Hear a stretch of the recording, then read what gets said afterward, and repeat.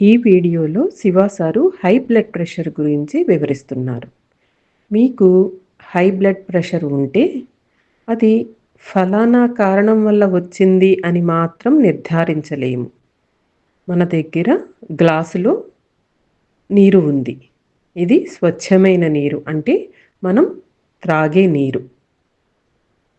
ఇప్పుడు ఈ నీటిలో మనం ఉప్పును వేస్తున్నాం.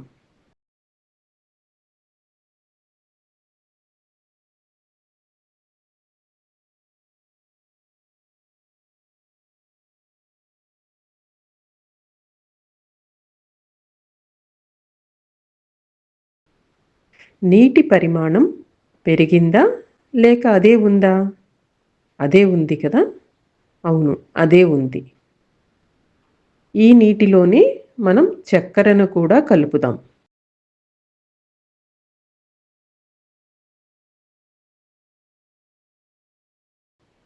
నీటి స్థాయి అలాగే ఉందా లేక పెరిగిందా? లేదు, పెరగలేదు. కానీ చక్కెర నీటిలో కరిగిపోయింది. అయితే ఈ నీటి బరువు అలాగే ఉంటుందా లేక ఎక్కువయిందా? నీటి పరిమాణం మారలేదు, కానీ నీటి బరువు ఎక్కువయింది. అదే విషయం రక్తంలో కూడా జరుగుతుంది. అధిక చక్కెర, ఉప్పు ఇవన్నీ రక్తంలో కరిగిపోతాయి. ఇప్పుడు రక్తం మరింత బరువుగా, గాఢంగా మారుతుంది. అప్పుడు మన శరీరంలో ఎక్కువగా పనిచేయాల్సింది ఎవరు? మన గుండె. అందుకే రక్తపోటు పెరుగుతుంది. ఎందుకంటే రక్తం గాఢంగా మారుతుంది. కాబట్టి బ్లడ్ ప్రెషర్ అనేది ఒక్క విషయానికి సంబంధించింది మాత్రమే కాదు. ఈ రక్తం ధమనుల ద్వారా, సిరల ద్వారా, క్యాపిలరీల ద్వారా శరీరమంతా తిరిగి గుండెకు వస్తుంది. లక్షలాది క్యాపిలరీలు ఉన్నాయి మన శరీరంలో. రక్తం మలినంగా ఉంటే గుండె మరింత బలంగా పంప్ చేయాలి. అందుకే రక్తపోటు అంటే బీపీ పెరుగుతుంది. మీకు బలమైన భావోద్వేగాలు ఉంటే కండరాలన్నీ గట్టిపడతాయి మరియు గుండె ఇంకా బలంగా పంప్ చేయాల్సి వస్తుంది. కండరాలను సడలించటానికి మీరు తప్పకుండా వ్యాయామం చేయాలి. మనం తినే దాంట్లో చక్కెర, ఉప్పు ఎక్కువగా లేదు అనిపించవచ్చు, కానీ మనం అన్నిటినీ కలిపి తింటాం కదా.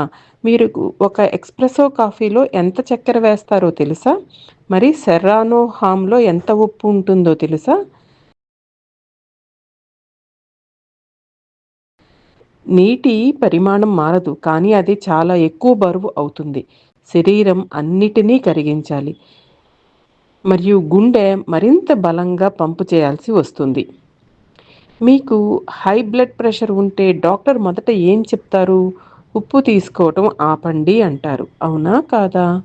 మీరు స్పెయిన్లో ప్రయాణిస్తే అక్కడ వారు మేము చాలా ఎక్కువ ఉప్పు తింటామని అంటారు. మనం పాయల్లా ఆర్డర్ చేస్తే అది చాలా ఉప్పుగా ఉంటుంది. చక్కెర లేదా ఉప్పు కరిగిపోయినప్పటికీ అది మీ శరీరంలోకి వెడుతుంది. ఇప్పుడు నిమ్మకాయను కూడా వీటిలో కలుపుదాం. ఏమవుతుంది? మొత్తం శరీరంలోకి వెళ్ళి గుండె మరింత బలంగా పంపు చేయాల్సి వస్తుంది. రక్తం కిందకి వెళ్ళటం సులభమే, కానీ తరువాత అది మళ్ళీ పైకి తిరిగి రావాలి. రక్తం పైకి సరిగా ప్రవహించకపోతే వెరికోవెయిన్స్ కనిపిస్తాయి. సాధారణంగా కాళ్ళల్లోనే వెరికోవెయిన్స్ కనిపిస్తాయి. రక్తం కిందకి వెళ్ళటం సులభం, పైకి రావటం కష్టమవుతోంది. మీరు రోజంతా కంప్యూటర్ ముందు కాళ్ళు మీద కాళ్ళు వేసి కూర్చుంటే అది సులభం కాదు. రక్తం సులభంగా కిందకి వెళ్తుంది, కానీ వెళ్ళినంత సులభంగా తిరిగి పైకి కూడా రావాలి కదా. ఈ గ్లాసులో ఉన్న నీటిని కిందకి పోయటం చాలా సులభం, కానీ ఇదే నీటిని పైకి పంపాలంటే ఎంత కష్టం ఆలోచించారా? అందుకని మీ శరీరం ఇష్టపడని పదార్థాలను దయచేసి తీసుకోకండి. మీరు యువకులుగా ఉన్నప్పుడు బానే అనిపిస్తూ ఉంటుంది. కానీ మీకు 50 లేదా 60 సంవత్సరాలకు చేరుకున్నప్పుడు మీ గుండెకు సరిపడా బలం ఉండదు. మీకు చాలా భావోద్వేగాలు ఉన్నప్పుడు శరీరంలో కండరాలన్నీ కూడా గట్టిపడతాయి. కాబట్టి మీరు ప్రతికూల భావోద్వేగాలను మీ మనసు నుండి తీసివేయాలి. మంచి భావోద్వేగాలు కలిగి ఉండాలి. ప్రశాంతంగా, నిశ్చలంగా ఉండాలి. అప్పుడు మీ రక్తం సరిగా ప్రవహిస్తుంది. రక్తపోటును మెర్క్యూరీ మిల్లీమీటర్లలో కొలుస్తారు. 120/80, 130/70 ఏదైనా కావచ్చు. అధిక కొవ్వు కూడా గుండె సమస్యలకు కారణమవుతుంది. కొంతమందిలో గుండె సాధారణ సైజు కంటే పెద్దదిగా ఉంటుంది.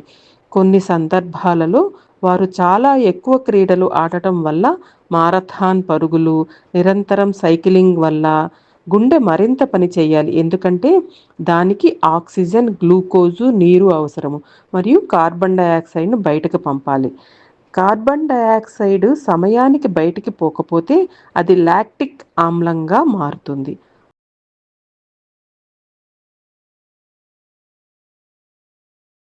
అప్పుడు గుండె పెద్దదవుతుంది. శరీరం కూడా నీటిని ఉత్పత్తి చేస్తుంది.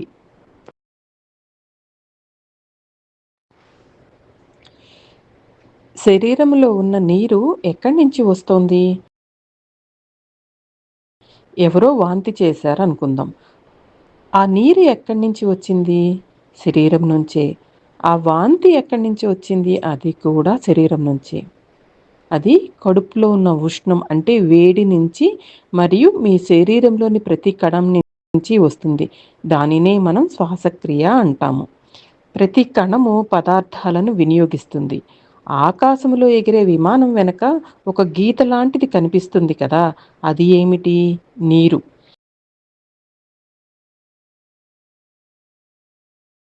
మీరు చలికాలంలో కారు నడిపితే తెల్లటి పొగ కనిపిస్తుంది.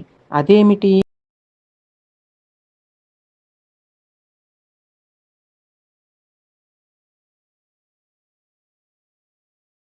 నీరే. ప్రతి దహనం వెనుక అంటే రెండు పదార్థాలు కలిసి మండటం వెనుక నీరు ఉత్పత్తి అవుతుంది.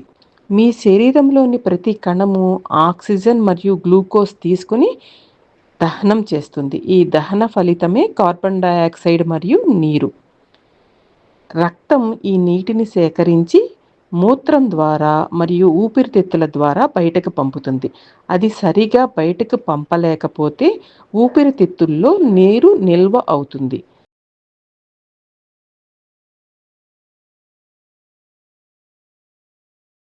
ప్రతి కణం పనిచేస్తుంది.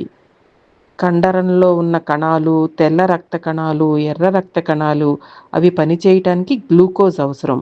మరియు మీరు వెచ్చగా ఉండటానికి ఎంజైమ్స్, ఇన్సులిన్, హార్మోన్లు ఉత్పత్తి చేయటానికి ఆక్సిజన్ అవసరమవుతుంది. మీరు మీ శరీరం ఎలా పనిచేస్తోందో అర్థం చేసుకోవాలి. ఇంట్లో మనం బాయిలర్ లేదా గ్యాస్ స్టవ్ వెలిగించినప్పుడు గ్యాస్ ఆక్సిజన్తో కలిసి మండటం జరుగుతుంది.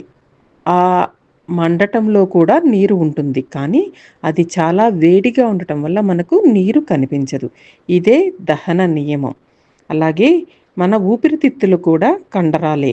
మీరు ఎక్కువ వ్యాయామం చేస్తే ఊపిరితిత్తులు కుంగిపోవచ్చు. కాబట్టి దయచేసి మితిమీరిన వ్యాయామం చేయకండి.